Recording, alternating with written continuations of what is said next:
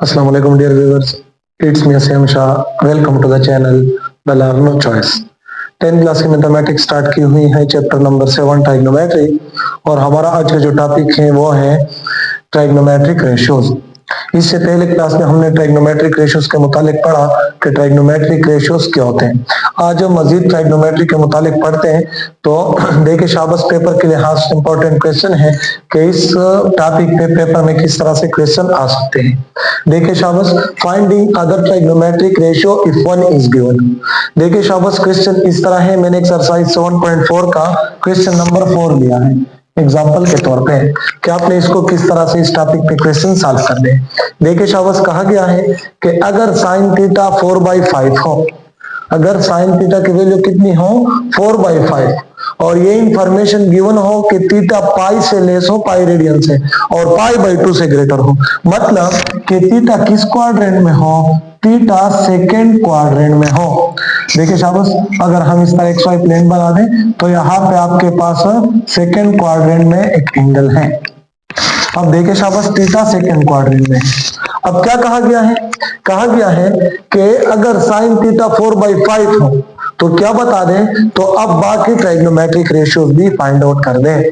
Solution को देखिए शाबाश, सॉल्यूशन को इससे पहले अगर आपको याद हो हमने कहा था कि sine theta equals to y divided by R. देखें, इससे पहले क्लासेस में हमने प्रूव किया था कि sine theta is equal to y divided by R. इसको इक्वेशन नंबर 1 का नाम दे दे। बट लेकिन इन्होंने क्या कहा है, इन्होंने कहा है कि sine theta equals to 4 divided by 5 और इसको मैंने इक्वेशन 2 का नाम दिया। Compare equation 1 and 2 we get. हम क्या हासिल कर सकते हैं कि y की जो वैल्यू है y वो है 4 और r की जो वैल्यू है वो क्या है 5। अब हमारे पास एक दूसरी वैल्यू रह गई x की, कि उसको हमने किस तरह से फाइंड आउट करना है।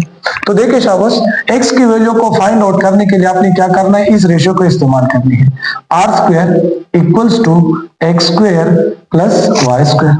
अब देखिए शाबाश, r की वैल्यू है 5 तो 5 की जगह लगा दें 5 का स्क्वायर इक्वल्स टू x की वैल्यू अननोन है, प्लस y की वैल्यू भी है वो है 4 और स्क्वायर। 5 के स्क्वायर से बनेगा 25 इक्वल्स टू x² प्लस 4 के स्क्वायर से बनेगा 16, या 16 इस साइड पे लाए तो 25 मंथी 16 which is equal to x²। या अगर आप 25 से 16 माइनस कर दें तो 9, यानी x² की वैल्यू 9 आ गई। x² equals to 9। अगर हम दोनों तरफ को रूट ले लें तो x की वैल्यू क्या होगी, +-3, यानी +-3 9 का स्क्वायर रूट है।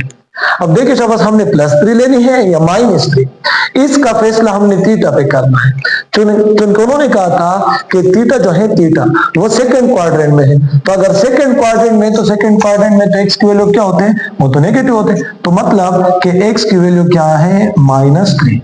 तो आपके पास पॉइंट क्या हो गया, x एक्सिस पे -3 तक और y एक्सिस पे 4 तक। तो ये आपका क्या हो गया, ये आपका यहाँ पे जो पॉइंट हुआ, ये पॉइंट एक क्या हो गया, -3 व 4, और ये आपकी क्या हो गई, ये आपकी रेडियस हो गई। रेडियस आपको गिवन है कि वो कितनी है, वो 5 है। अब देखिए शाबाश, हमने क्या हासिल करना है, हमने बाकी ट्राइग्नोमेट्रिक रेशियो को भी फाइंड आउट करना है। यानी ये हासिल करना है हमने ये कि cos थीटा किस चीज के बराबर है, इसके साथ टेंजेंट थीटा किस चीज के बराबर है, इसके साथ कोसेकेंट थीटा किस चीज के बराबर है, इसके साथ सेकेंट थीटा किस चीज के बराबर है, और इसके साथ कोटेंजेंट थीटा। अगर आपको डिफिनीशन याद हो, cos थीटा बताया था कि वो बराबर है x डिवाइडेड बाई r के। लेकिन हम अगर यहाँ पे देखें तो x की वैल्यू है -3 डिवाइडेड बाई r की वैल्यू उन्होंने दी है कि r की वैल्यू कितनी है 5। तो cos थीटा की वैल्यू आपने हासिल कर ली कि वो किस चीज के बराबर है, -3 डिवाइडेड बाई 5 है।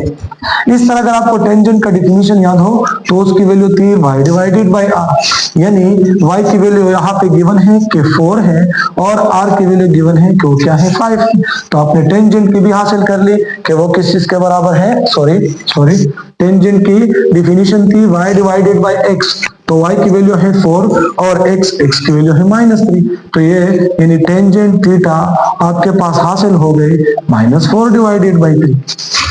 इस तरह अगर कोसिकेंट की डिफिनीशन आपको याद हो कोसिकेंट की, तो उसकी वैल्यू थी r डिवाइडेड बाई y, जबकि r की वैल्यू हमें मालूम है कि वो 5 है, डिवाइडेड बाई y की वैल्यू मालूम है कि वो क्या है 4, यानी कोसिकेंट की वैल्यू आपके पास आ गई 5 डिवाइडेड बाई 4 की।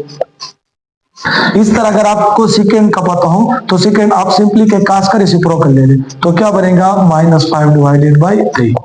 और अगर आप टेंजेंट हासिल कर रही हैं तो टेंजेंट का मतलब के सॉरी को टेंजेंट का रेसिप्रोकल ले, तो ये बन जाएगा -3 डिवाइडेड बाई 4। तो ये हो गया क्वेश्चन।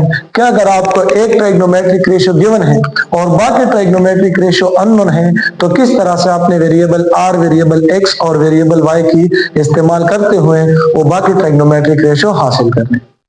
उम्मीद है कि आपको समझ आ गई होगी। अल्लाह हाफिज।